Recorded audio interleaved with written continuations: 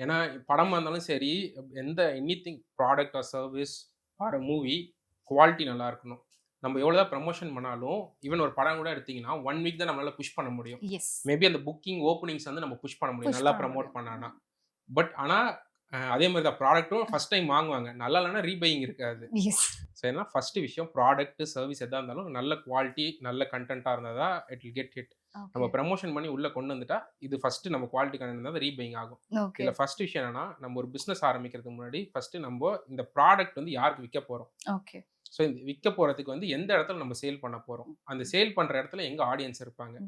For example சில brands எல்லாம் பார்த்தீங்கன்னா, ஆன்லைன்ல இருப்பாங்க. அவங்களுக்கு ட்ரடிஷனல் மார்க்கெட்டிங் வரணும்னே அவசியம் இல்ல. தே கேன் டூ கிடையாது. இன் டிஜிட்டல் பிளாட்ஃபார்ம்ஸ்லயே அவங்க வந்து கான்சன்ட்ரேட் பண்ணலாம். எஸ். இப்போ ஃபார் எக்ஸாம்பிள் Netflix வந்து அவங்க வந்து ட்ரடிஷனல் மார்க்கெட்டிங்ல போறோம்னா, அவங்க ஆடியன்ஸ் வந்து இட்ஸ் ஓவரால். ஓவரால். ஏன்னா அவங்க ஆடியன்ஸே டிவி. அதனால அவங்க டிவி ஆட்ஸ் குடுக்குறாங்க. பிளஸ் வெளியில போகும்போது அவங்க ஹோர்டிங்ஸ் குடுக்குறாங்கன்னா, அந்த ஹோர்டிங்ஸ் மூலியமா அவங்க சப்ஸ்கிரிப்ஷன் எடுக்கிறதுக்காக அவங்க பார்க்குறாங்க. That is different.